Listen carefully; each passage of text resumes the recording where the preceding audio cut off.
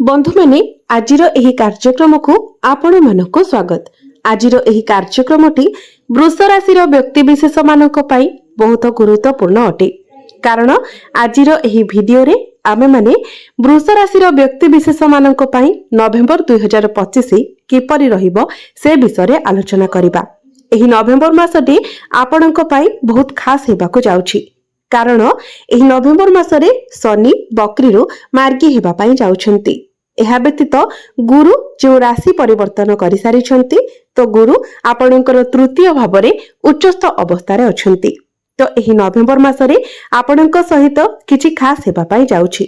तो आजिर एही वीडियो रे आमे माने जानिबा जे एही नवेम्बर 2025 रे आपणक जीवन रे कोन सब परिवर्तन हेबाको जाउछि। एहा सहित एही नवेम्बर मासरे आपणकर स्वास्थ्य, शिक्षा, प्रेम जीवन, वैवाहिक जीवन, भाग्य, क्यारियर एवं व्यापार वाणिज्यर स्थिति किपरि रहिबो से विषय जानिबा। नवग्रहंकर स्थिति मध्य देखिबा। नवग्रह आपणको केउ फल प्रदान करिबारे सक्षम हेबे। एहा सहित अशुभत्व प्रदान करुथिबा ग्रह मानक पई किछि विशेष प्रतिकार मध्य जानिबा।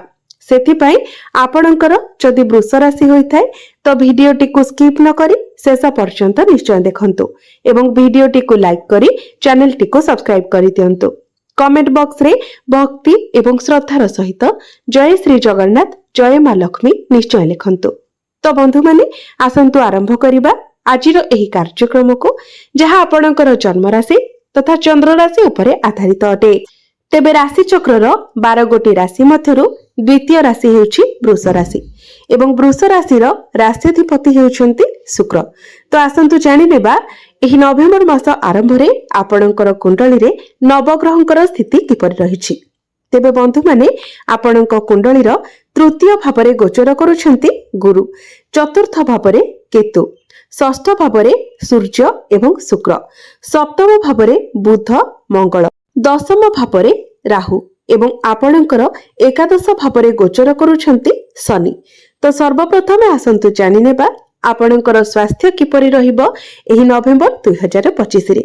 तेबे बंधु माने कुंडलीर प्रथम भावटी होइथाय स्वास्थ्यर भाव, इम्युनिटी सिस्टम रो भाव। तो आपणकर प्रथम भावर अधिपति हेउछंती शुक्र। शुक्र आपणक कुंडलीर षष्ठ भावरे गोचर करूछंती। तो बंधु माने षष्ठ भावटी को कुंडली रे भल बोली माना जाय न थाए। कारण षष्ठ भावटी होइथाय रोग, ऋण एवं शत्रुर भाव। किंतु आपणक पई खुशीर कथा हेउछि जे शुक्र आपणकर षष्ठ भावरे निजर स्वगृह रे गोचर करूछंती एवं विपरीत राजयोगर निर्माण करूछंती। तो एठारे शुक्र आपणको शुभ फल प्रदान करिवे। बंधु माने विपरीत राजयोगर अर्थ हेउछि आपणको आपणकर राशिर अधिपति विपरीत परिस्थिति रो बाहर को नहीं आसीबे। तेबे बंधु माने आपण माने जानि रखिबा उचित जे गुरु आपणक कुंडली रे उच्चस्थ अछंती, शुक्र मध्य निजर स्वगृह रे उच्चस्थ अछंती, शनि आपणकर एकादश भावरे लाभ स्थान रे गोचर करूछंती। तो जदि आमे सबु दिगरो देखिबा तो आपणकर स्वास्थ्य बहुत भल रहिबो। आपणकर स्वास्थ्य रे कोनोसी प्रकारर समस्या देखा देबो नाही। एमिति कि जदि पूर्वरु आपणकर स्वास्थ्य रे किछि समस्या थिला तो सेही समस्या मध्य आपणकर दूर होइछिबो। एही नवेम्बर मासटी आपणकर स्वास्थ्य पई बहुत भल रहिबो। किंतु जेतु मंगल एवं बुधंकर दृष्टि आपणकर प्रथम भाव उपरे रहुछि तो आपणकर टिके छोट मोटो मुंड बिंधा भली समस्या देखा देई पारे। एहा व्यतीत अन्य कोनोसी स्वास्थ्य जनित समस्या आपणकर देखा देबो नाही। एबे आसंतु जानिबा आपणकर शिक्षा क्षेत्र किपरि रहिबो एही नवेम्बर 2025 रे। विद्यार्थी मानक पई किपरि रहिबो एही नवेम्बर मासटी। तो बंधु माने कुंडलीर पंचम भावटी होइथाय शिक्षार भाव। आपणकर पंचम भावर अधिपति हेउछंती बुध। बुध आपणक कुंडलीर केंद्र रे अर्थात आपणकर सप्तम भावरे गोचर करूछंती। बुधंकर दृष्टि आपणकर प्रथम भाव उपरे रहुछि। बुध हेउछंती बुद्धिर कारक ग्रह। गुरुंकर दृष्टि मध्य बुधंक उपरे रहुछि। तो शिक्षा क्षेत्र एही नवेम्बर मासरे आपणकर बहुत भल रहिबो। जदि एही नवेम्बर मासरे आपण किछि एडमिशन नेबा पई चाहुछंती, किछि फॉर्म फिलअप करिबा पई चाहुछंती तो समय आपणक पई बहुत भल। तेबे बंधु माने 23 नवेम्बर को बुध बक्री होई आपणकर षष्ठ भाव को गोचर करिवे।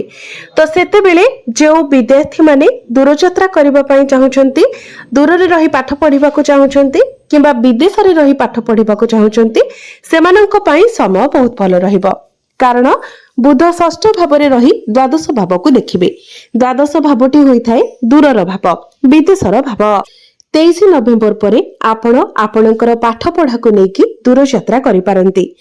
किछि आपणकर एमिति एग्जाम मते होई पारे जहा आपणकर रहिबा स्थान ठारू दूर रे होई पारे। तो शिक्षा दृष्टि रु मध्य नवेम्बर मासटी आपणक पई बहुत भलो रहुछि। एबे आसंतु जानिबा आपणकर प्रेम जीवन किपरि रहिबो एही नवेम्बर 2025 रे। तो बंधु माने कुंडलीर पंचम भावटी आपणकर शिक्षार भाव हेबा सहित पंचम भावटी मध्य होइथाय आपणकर प्रेम जीवनर भाव। तो आपणकर पंचम भावर अधिपति हेउछंती बुध। बुध आपणक कुंडलीर सप्तम भावरे गोचर करूछंती एवं आपणक राशिर अधिपति शुक्र आपणकर षष्ठ भावरे गोचर करूछंती। तेबे 23 नवेम्बर को बुध बक्री होई आपणकर षष्ठ भाव को आसी जिबे। 23 नवेम्बर ठारू शुक्र एवं बुध गोटिए स्थान रे गोचर करिवे। तो 23 नवेम्बर पर ठारू आपणकर प्रेम जीवन पाई शुभ समय आसीजिबो। पूर्वरु आपणकर प्रेम जीवन रे जहा भी किछि समस्या लागि रहितिला, आपणक मध्य रे जहा भी किछि मनांतर मतांतर चलितिला, जहा भी किछि मिसअंडरस्टैंडिंग थिला, से सब दूर होई जिवो। 23 नवेम्बर पूर्वरु बुध एवं शुक्रंकर 1-12 रो कनेक्शन बनुछि। तेणु 23 नवेम्बर पूर्वरु छोट छोट कथा को लेकी आपणक मध्य मिसअंडरस्टैंडिंग होई पारे, मिसकम्युनिकेशन होई पारे। सेथि प्रति आपण ध्यान रखिबा उचित।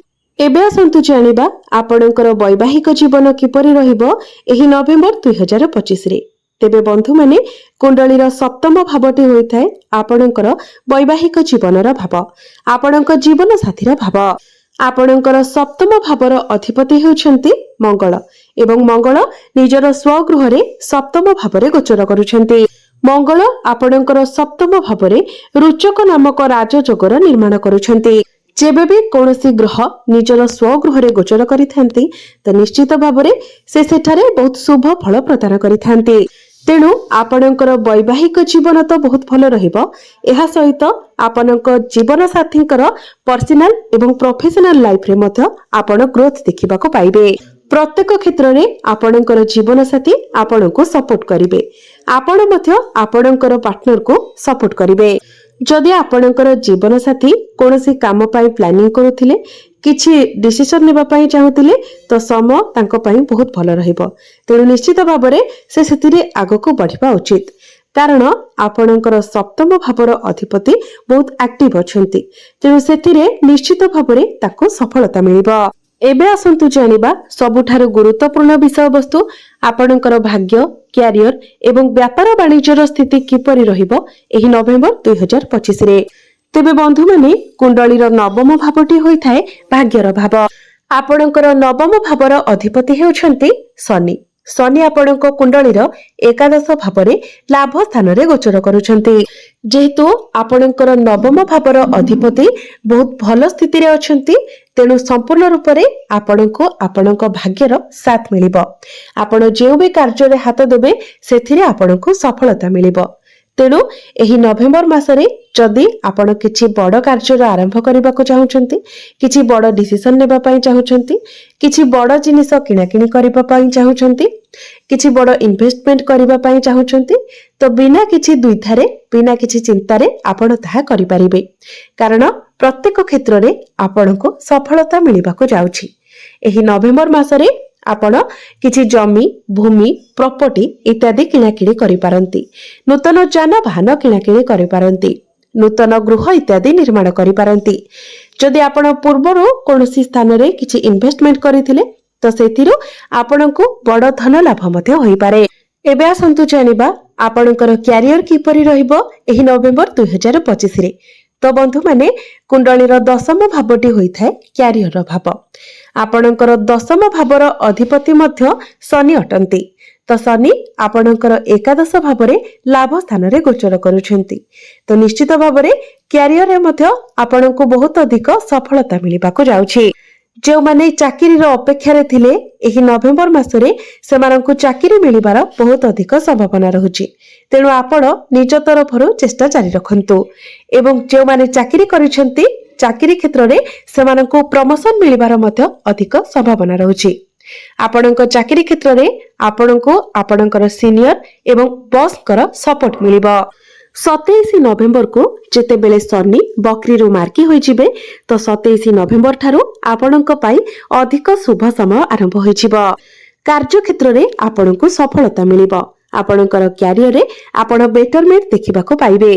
बंधु माने आपणकर दशम भावरे राहु गोचर करूछंती तो जेबे ठारू राहु आपणकर दशम भावरे गोचर करूछंती निश्चित भावरे आपण हार्डवर्क ठारू अधिक स्मार्ट वर्क करूथिबे। राहु जेबे भी दशम भावरे गोचर करिथांती तो निश्चित भावरे से आपणकर क्यारियर रे किछि ना किछि परिवर्तन आनिथांती। तो किछि मास धरि आपणकर क्यारियर रे निश्चित भावरे किछि परिवर्तन आसीथिबो। जदि न आसीछि तो खूब शीघ्र आपणकर क्यारियर रे एक बड़ परिवर्तन हेबाको जाउछि। राहु जेहेतु आपणकर दशम भावरे गोचर करूछंती तो आपण आपणकर कार्य क्षेत्र रे बहुत एनर्जेटिक मध्य रहिबे किंतु आपण टिके तरबरिया मध्य हेबे। आपणक मध्यरे धैर्य कम रही पारे किंतु जहाँ भी हो क्यारियर आपणकर एही नवेम्बर मासरे बहुत भल रहिबो। एबे आसंतु जानिबा आपणकर बिजनेस किपरि रहिबो एही नवेम्बर 2025 रे। तो बिजनेस कथा जदि कहिबा तो बिजनेस आपणकर नवेम्बर मासरे सर्वश्रेष्ठ रहिबो। बिजनेस रे आपण ग्रोथ देखिबा को पाइबे। आपण प्रॉफिट देखिबा को पाइबे कारण आपणकर सप्तम भावरे बुध गोचर करूछंती।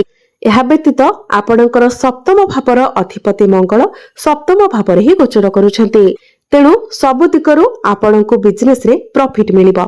आपणकर फाइनेंशियल ग्रोथ हेबो। आपण निजर बिजनेस को आगो को बढ़ाई पारंती। जदि आपण पार्टनरशिप बिजनेस करूछंती सेथिरे मध्य आपणको लाभ प्राप्ति हेबो। एबे आसंतु जानिबा किछि प्रतिकार विषय रे जे प्रतिकार गुडिक करिबा तरा आपणको अधिक मात्रा रे शुभ फल प्राप्ति हेबो। सेथिपाई आपण प्रत्येक दिन शुक्रंकर बीज मंत्र 108 थर जप करंतु। प्रत्येक दिन आपण गायत्री मंत्र 108 थर जप करंतु। प्रत्येक दिन आपण हनुमान चालीसार पाठ करंतु एवं प्रत्येक दिन आपण उदित सूर्य को तंबा पात्र रे जलार्घ्य अर्पण करंतु। निश्चित भावरे आपणको अधिक मात्रा रे शुभ फल प्राप्ति हेबो। तो बंधु माने आपणकर जीवन मंगलमय हेउ एहा ही ईश्वरंक निकटरे मोर प्रार्थना।